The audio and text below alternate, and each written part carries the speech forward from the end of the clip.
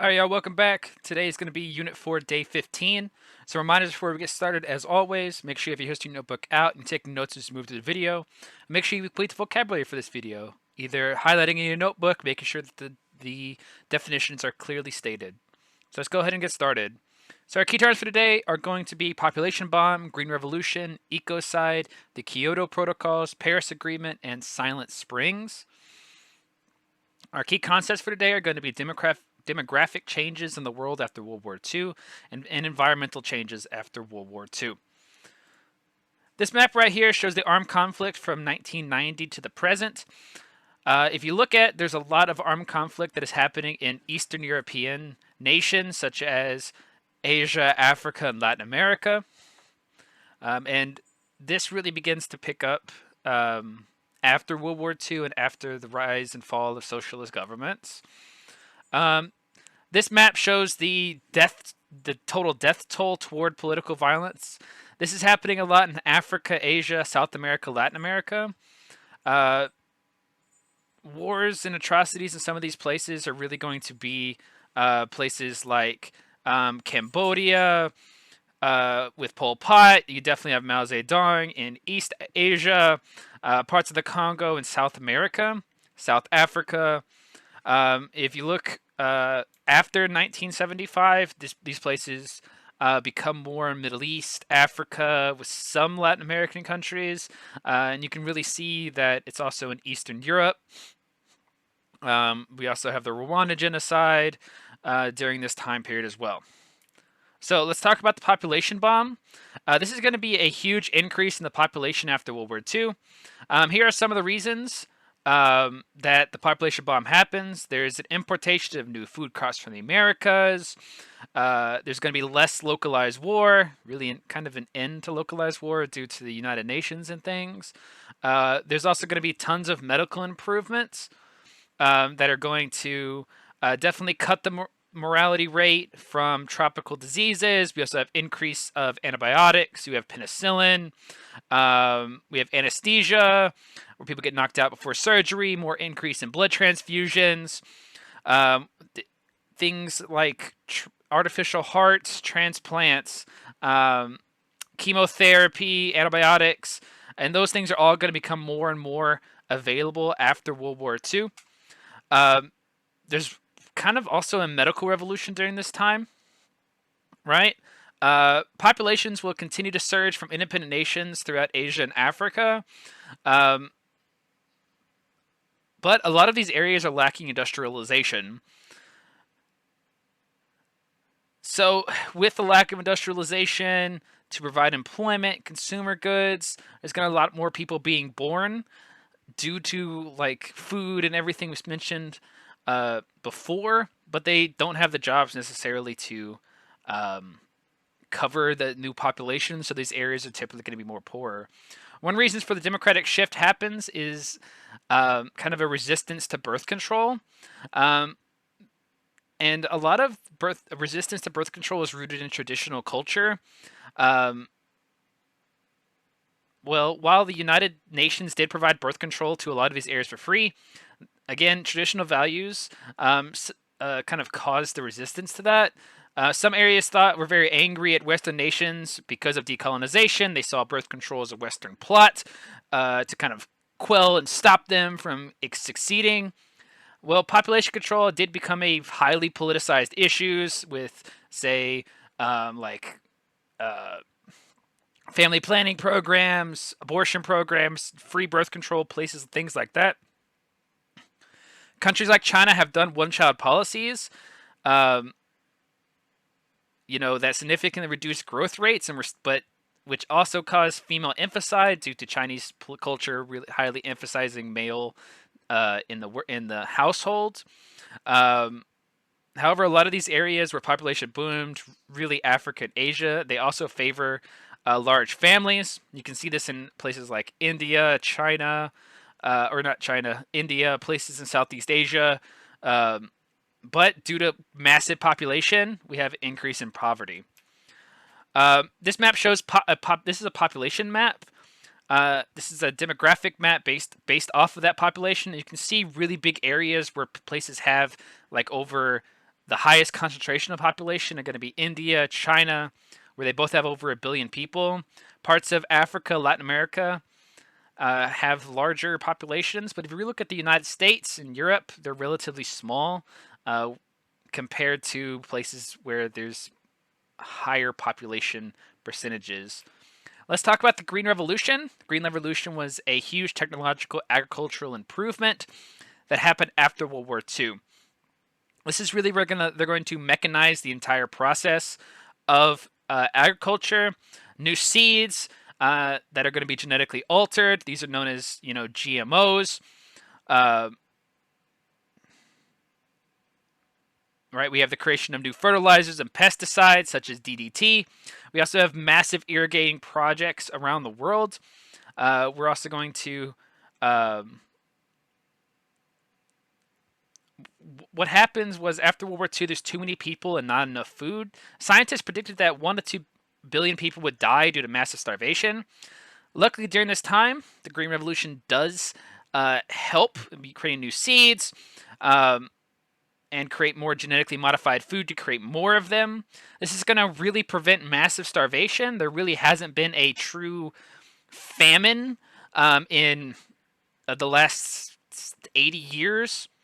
A big person you should know for this is Norman Borlaug. He was a scientist, agricultural, who created new types of product that you can grow and even in hot areas. This is going to be used a lot in India, Mexico, right? And he is credited. He was given a Nobel Prize for saving between 1 to 2 billion people with his products. Famines today, again, are very rare because of the Green Revolution. Also, we have massive exporters of foods. Rice from Vietnam and the United States are still big exporters. For grain and corn, it's going to be Europe, US, Argentina, Canada, and Australia.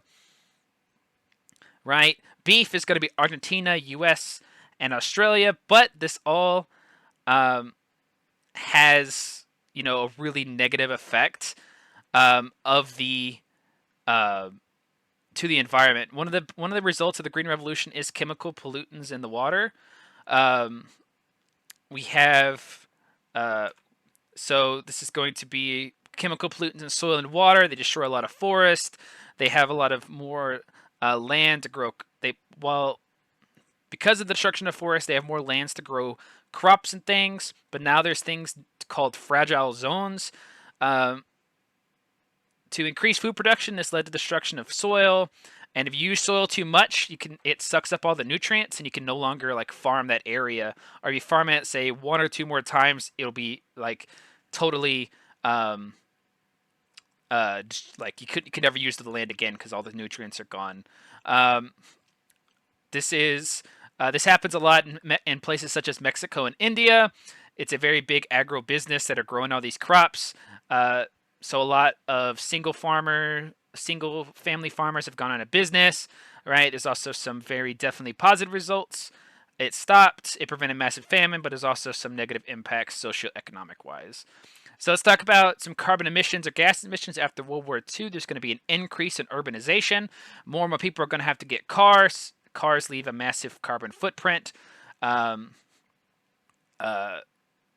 Due to carbon dioxide emissions, which threaten biodiversity, greenhouse gases, heating up the planet, global warming, all of that. Some countries are going to try to deal with global warming. In 1997, 159 countries are going to meet to cut the carbon dioxide emissions. They're going to meet in Japan. They're going to sign the Kyoto Protocols. In America, the American Senate actually refused to sign this in 2013-14. The countries met again and they signed the Paris Agreement. This also tried to cut carbon dioxide emissions. In America, for more like modern day things, Obama did sign this, but then Trump pulled this out of the Paris Agreement.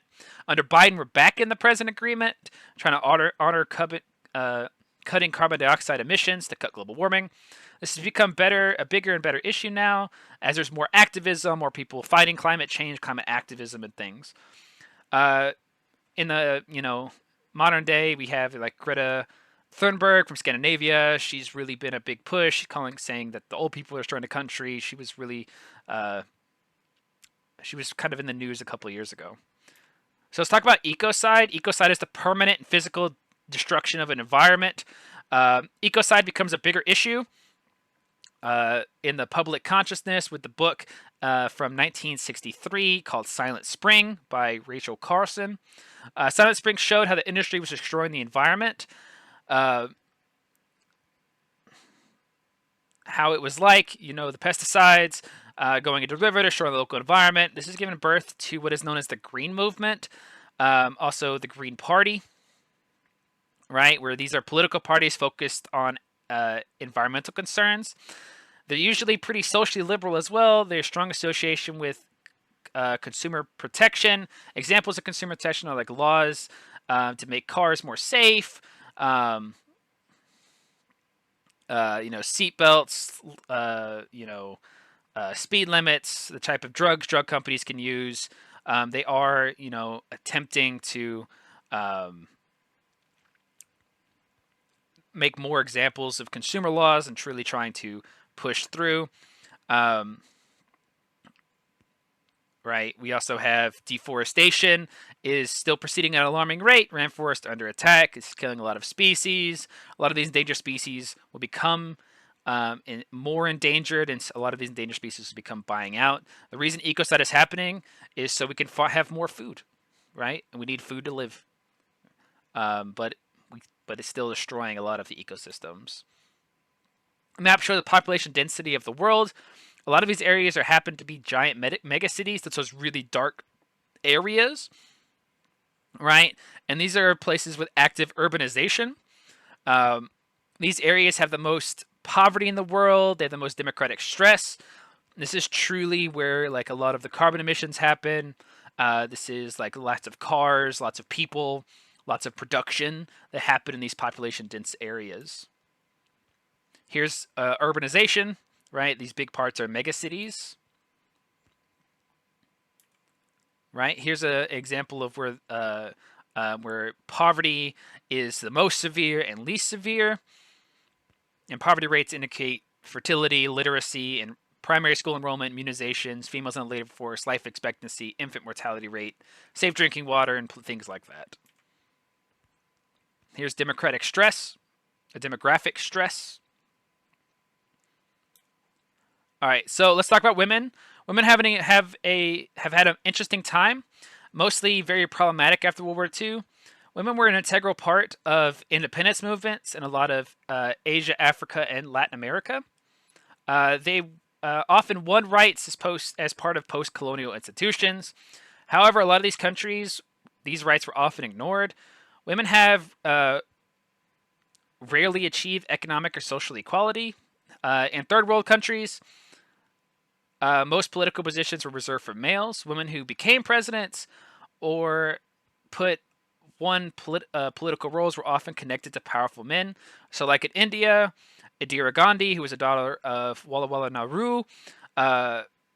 We have in Pakistan, Benazir Bhutto was a daughter of President Bhutto.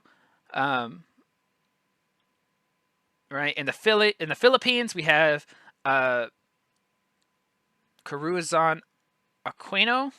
They won the positions because of their husbands. They were good in their own right, but that's how they got the position, and then they were able to succeed more so. Women in these countries are often occupy second-class positions in third world nations. Social expectations for women are marry early, have large families. They have few opportunities for career. Lower life expectancies. They're often more malnourished, and religious revivalism and fundamentalism had often limited legal rights for women. In places like Saudi Arabia, it's still hard for women to be able to drive. Some Middle Eastern countries, women can't drive. And some countries that have fundamentalism revival, they're often even doing things like female genital mutilation, where they believe that women are naturally sinful. And so they abuse women, cut off their clitoris so that they can't enjoy having sex. That way they're not going to have sex before they're married, and only with their husband. These are some really, really bad things happening to women in some parts of these worlds, right? It's really rough, and it becomes a kind of a women's rights issue In America, it's less so, right? There's women are basically equal, and with at least in most parts of the United States. Let's talk about epidemic diseases. Epidemics that have diseases are spread through viruses, bacteria. They spread at a large rate. They also lead to massive deaths. Some of these examples are the 1918 Spanish flu influenza pandemic, which killed 50 million people. We have Ebola, HIV/AIDS in the 70s and 80s. Right? Most recently, COVID, which is not included on this list. The diseases associated with poverty, such as malaria, tuberculosis, cholera.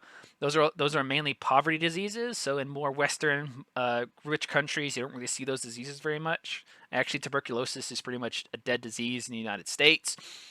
There's actually a cure for them, most of these diseases, but places that are poor don't have access to the cure, right? Now we have longevity diseases. These are the diseases you're more likely to get when you're older.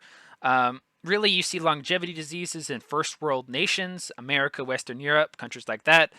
These are going to be Alzheimer's, heart disease, dementia. And heart disease is actually one of the biggest killers in America right now. So, yeah. So that's all I have for you today. Thank you guys for listening, and I'll see you guys in class. Thank you.